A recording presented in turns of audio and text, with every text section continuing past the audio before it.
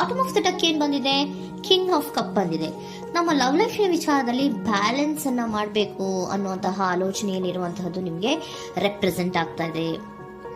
Emotional ಆಗಿ ನೀವು ತುಂಬಾ ಯೋಚನೆಯನ್ನ ಮಾಡ್ತಾ ಇರುವಂತಹದ್ದು, ಒಂದು ಬ್ಯಾಲೆನ್ಸ್ ಇರಬೇಕು, ಒಂದು ರೀತಿಯ ಸ್ಟೇಬಲ್ ಆಗಿರ್ಬೇಕು ನನ್ನ ಲವ್ ಲೈಫು ಅನ್ನುವಂತಹ ಆಲೋಚನೆಯನ್ನ ಮಾಡ್ತಾ ಇರುವಂತಹದ್ದು ರೆಪ್ರೆಸೆಂಟ್ ಆಗ್ತಾ ಇದೆ. ರೀಡಿಂಗ್ ಅನ್ನ ಶುರು ಮಾಡೋಣ. ಓಕೆ, ಇನ್ ಪಾಸ್ಟ್ ಅಲ್ಲಿ ನಾನು ಇವಾಗ ರೀಡಿಂಗ್ ಅನ್ನ ತಗೋತಾ ಇರೋದು ಯಾವ್ದು ಗೊತ್ತಾ? ಸೊ ಪಾಸ್ಟ್ ನ ಬಗ್ಗೆ ಮತ್ತೆ ನಿಮ್ಮ ಲವ್ ಲೈಫಿನ ಪಾಸ್ಟಿನ ಬಗ್ಗೆ, ಅಟ್ ಪ್ರೆಸೆಂಟಿನ ಬಗ್ಗೆ, ಹಾಗೇನೆ ಇಮಿಡಿಯೇಟ್ ಫ್ಯೂಚರಿನ ಬಗ್ಗೆ ನಾನು ರೀಡಿಂಗ್ ಅನ್ನ ತಗೋತಾ ಇರೋದು. ಓಕೆನಾ?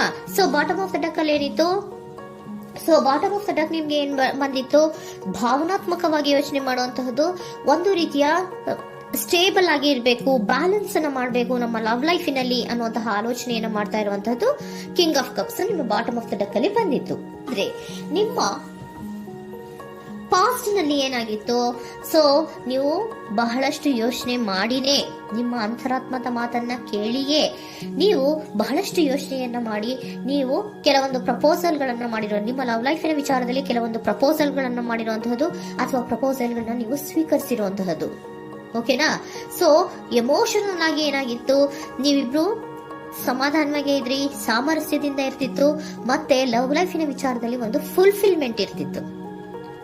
ಹೌದಾ?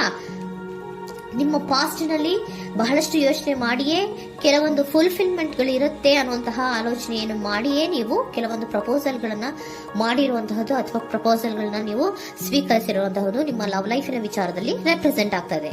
ಆದ್ರೆ ಅಟ್ ದ ಪ್ರೆಸೆಂಟ್ ನಲ್ಲಿ ಏನಾಗ್ತಾ ಇದೆ, ಅಟ್ ದ ಪ್ರೆಸೆಂಟ್ ನಲ್ಲಿ ನೀವ್ ಯಾಕೋ ಆಲೋಚನೆಯನ್ನ ಮಾಡ್ತಾ ಇರುವಂತಹದ್ದು ರೆಪ್ರೆಸೆಂಟ್ ಆಗ್ತಾ ಇದೆ ನಿಮ್ಮ ಲವ್ ಲೈಫಿನ ವಿಚಾರವಾಗಿ.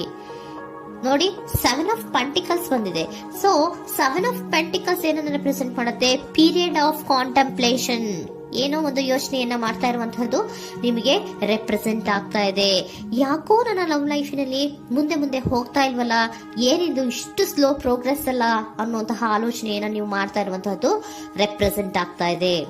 ಲಾಂಗ್ ಟರ್ಮಿನ ವ್ಯೂಸಿನ ಬಗ್ಗೆ ನೀವು ಹೆಚ್ಚು ಗಮನವನ್ನ ಕೊಡ್ತಾ ಇದ್ದೀರಾ. ಸೊ ನಮ್ಮ ಲವ್ ಲೈಫ್ ಏನೋದು ಲಾಂಗ್ ಟರ್ಮಿನಲ್ಲಿ ಕೂಡ ನಮಗೆ ಚೆನ್ನಾಗಿರ್ಬೇಕು. ಆದ್ರೆ ಯಾಕೆ ಏನೋ ಒಂದು ರೀತಿಯ ಪ್ರೋಗ್ರೆಸ್ ಇಲ್ವಲ್ಲ ಲವ್ ಲೈಫಿನಲ್ಲಿ, ಒಂದು ರೀತಿಯ ಖುಷಿ, ಸಂತೋಷ, ಸಮಾಧಾನ ಯಾಕಿಲ್ಲ ಅನ್ನುವಂತಹ ಆಲೋಚನೆಯನ್ನ ಮಾಡ್ತಾ ಇರುವಂತಹದ್ದು ಅಟ್ ಪ್ರೆಸೆಂಟ್ ಅಲ್ಲಿ ರೆಪ್ರೆಸೆಂಟ್ ಆಗ್ತಾ ಇದೆ. ಯಾಕೆ ಹಾಗೆ ರೆಪ್ರೆಸೆಂಟ್ ಆಗ್ತಾ ಇದೆ ಅಂದ್ರೆ ನೋಡಿ, devil card and 8 of cups. Devil card ಯಾಕೆ ರೆಪ್ರೆಸೆಂಟ್ ಆಗಿದೆ, ಅಡಿಕ್ಷನ್. ನೀವು ಅವ್ರನ್ನ ತುಂಬಾ ಅಡಿಕ್ಟ್ ಆಗ್ಬಿಟ್ಟಿದ್ದೀರಾ, ಅಂದ್ರೆ ಅವ್ರನ್ನ ತುಂಬಾ ಹಚ್ಕೊಂಡ್ಬಿಟ್ಟಿದ್ದೀರಾ, ನಿಮ್ಗೆ ಅವ್ರನ್ನ ಬಿಟ್ಟಿರಕ್ ಆಗೋದಿಲ್ಲ. ಸೊ ನೀವು ಅವ್ರಿಗೆ ಅವಲಂಬನೆ ಆಗಿರುವಂತಹದ್ದು, ನಿಮ್ಮ ಲವ್ ಲೈಫಿನ ವಿಚಾರದಲ್ಲಿ ನಿಮ್ಮ ಪರ್ಸನ್ಗೆ ನೀವು ತುಂಬಾ ಅಡಿಕ್ಟ್ ಆಗಿರುವಂತಹದ್ದು, ತುಂಬಾ ಪ್ರೀತಿಸುವಂತಹದ್ದು, ಒಂದು ನಿಮಿಷನೂ ಕೂಡ ಬಿಟ್ಟಿರೋದಿಲ್ವೇನೋ ಅನ್ನುವಂತಹ ರೀತಿಯಲ್ಲಿ ನೀವು ತುಂಬಾ ಅಡಿಕ್ಟ್ ಆಗಿರುವಂತಹದ್ದು ರೆಪ್ರೆಸೆಂಟ್ ಆಗ್ತಾ ಇದೆ. ಸೊ ಆ ಕಾರಣವಾಗಿಯೇ ನೀವು ಯೋಚನೆಯನ್ನ ಮಾಡ್ತಾ ಇದ್ದೀರಾ. ಸೊ ಯಾವುದೇ ಲವ್ ಲೈಫಿನಲ್ಲಿ ಯಾವುದೇ ರೀತಿಯ ಮುಂದುವರಿಕೆ ಕಾಣ್ತಾ ಇಲ್ವಲ್ಲ, ಏನಾಗ್ಬಹುದು, ಏನಾದ್ರೂ ನಾನು ಪ್ರೀತಿಯನ್ನ ಬಿಟ್ಟು ಮುಂದೆ ಹೋಗ್ಬೇಕಾಗುತ್ತಾ ಬೇಜಾರಿನಲ್ಲಿ ಅನ್ನುವಂತಹ ಆಲೋಚನೆಯನ್ನ ಮಾಡ್ತಾ ಇರುವಂತಹದ್ದು ಅಟ್ ಪ್ರೆಸೆಂಟಿನಲ್ಲಿ ರೆಪ್ರೆಸೆಂಟ್ ಆಗ್ತಾ ಇದೆ. ಯಾಕಂದ್ರೆ ಯಾವುದೇ ರೀತಿಯ ಮುಂದುವರಿಕೆಗಳು ಇಲ್ಲ.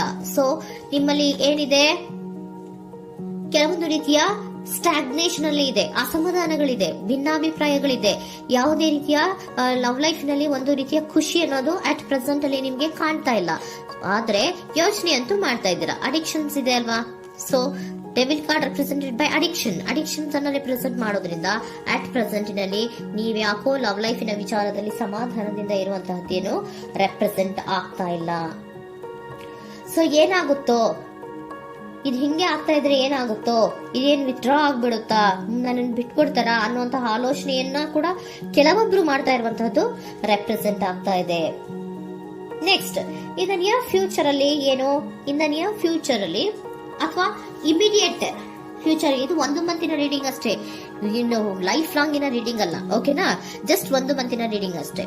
ನೆಕ್ಸ್ಟ್ ಬಂದಿರುವಂತಹದ್ದು ಯಾವುದು, 8 ಆಫ್ ಪೆಂಟಿಕಲ್ಸ್ ಬಂದಿದೆ. ಸೊ 8 ಆಫ್ ಪೆಂಟಿಕಲ್ಸ್ ಏನ್ ಮಾಡ್ಬೇಕಿತ್ತು, ನೀವು ಈ ಅಡಿಕ್ಷನ್ಸ್ ಅನ್ನ ಬಿಟ್ಟು, ಯೋಚನೆಯನ್ನ ಬಿಟ್ಟು, ಏನಕ್ಕೆ ಅಸಮಾಧಾನ ಆಗ್ತಾ ಇದೆ ಅನ್ನೋದನ್ನೆಲ್ಲ ಬಿಟ್ಬಿಟ್ಟು ನೀವು ಫೋಕಸ್ ಅನ್ನ ಮಾಡುವಂತಹದ್ದು ರೆಪ್ರೆಸೆಂಟ್ ಆಗ್ತಾ ಇದೆ.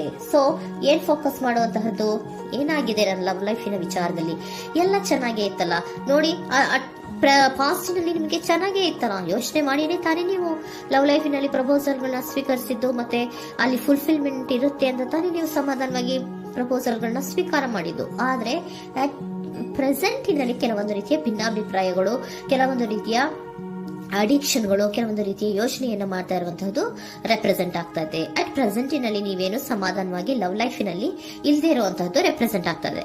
ಆದ್ರೆ ಇಮಿಡಿಯೇಟ್ ಫ್ಯೂಚರಿನಲ್ಲಿ ಏನಾಗ್ತಾ ಇದೆ, 8 ಆಫ್ ಪೆಂಟಿಕಲ್ಸ್ ಬಂದಿದೆ. ಸೊ 8 ಆಫ್ ಪೆಂಟಿಕಲ್ಸ್ ಏನನ್ನ ರೆಪ್ರೆಸೆಂಟ್ ಮಾಡುತ್ತೆ?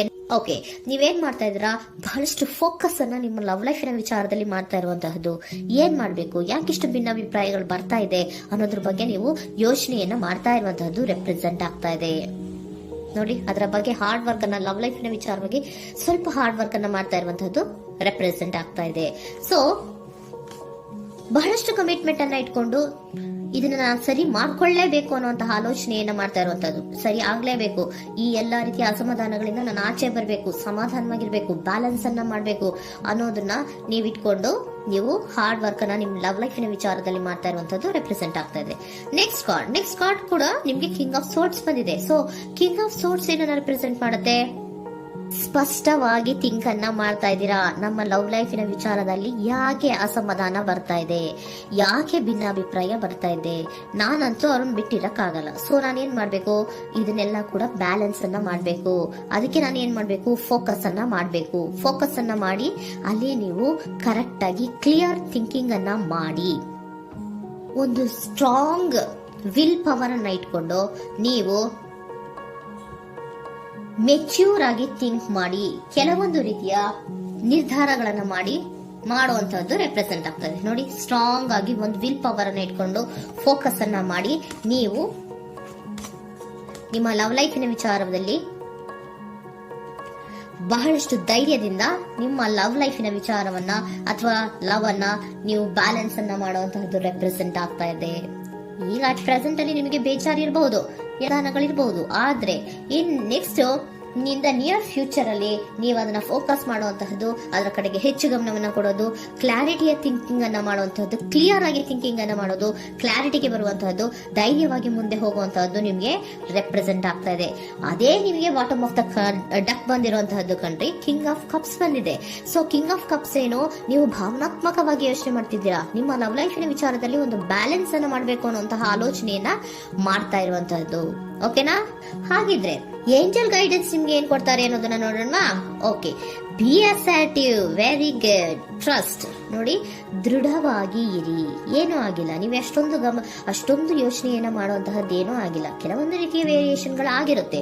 ಸೊ ವೇರಿಯೇಷನ್ಗಳಾಗಿದ್ರು ಕೂಡ ನೀವು ಫೋಕಸ್ ಅನ್ನ ಮಾಡ್ತೀರಾ, ಅದರಲ್ಲಿ ನಿಮ್ಗೇನು ನಷ್ಟ ಏನೂ ಆಗಲ್ಲ, ಅಥವಾ ಅದನ್ನೇನು ನೀವೇನನ್ನೂ ಕೂಡ ಕಳ್ಕೊಂಡು ನೀವು ಆಚೆ ಬರಲ್ಲ. ಫೋಕಸ್ ಅನ್ನ ಮಾಡಿ, ಕರೆಕ್ಟ್ ಆಗಿ ಕ್ಲಿಯರ್ ಥಿಂಕಿಂಗ್ ಅನ್ನ ಮಾಡಿ, ನೀವು ಕರೆಕ್ಟ್ ಆಗಿ ಮಾತಾಡ್ಬಿಟ್ರೆ ನಿಮ್ಮ ಲವ್ ಲೈಫಿನಲ್ಲಿ ಬ್ಯಾಲೆನ್ಸ್ ಅನ್ನೋದು ಬಂದ್ಬಿಡುತ್ತೆ. ಓಕೆನಾ? ಬಿ ಅಸರ್ಟಿವ್, ದೃಢವಾಗಿರಿ, ಧೈರ್ಯವಾಗಿರಿ, ಟ್ರಸ್ಟ್, ನಂಬಿಕೆಯಿಂದ ಇರಿ, ಏನೂ ಆಗಲ್ಲ. ನೀವು ಅಷ್ಟೊಂದು ಅಸಮಾಧಾನ ಮಾಡ್ಕೊಂಡು, ಅಷ್ಟೊಂದು ಬೇಜಾರನ್ನ ಮಾಡ್ಕೊಂಡು ಏನಾಗ್ತಿದೆಯೋ ಅಂತ ಗಾಬರಿ ಪಡುವಂತಹದ್ದೇನೂ ಆಗಿಲ್ಲ. ಸ್ವಲ್ಪ ವೇರಿಯೇಷನ್ಗಳಾಗಿದ್ರು ಕೂಡ ಇನ್ ನಿಯರ್ ಫ್ಯೂಚರ್ ನಲ್ಲಿ ನಿಮಗೆ ಸಮಾಧಾನ ಆಗುತ್ತೆ, ಖುಷಿ ಆಗುತ್ತೆ. ನಿಮ್ ಲವ್ ಲೈಫಿನ ವಿಚಾರದಲ್ಲಿ ಕೆಲವೊಂದು ಬ್ಯಾಲೆನ್ಸ್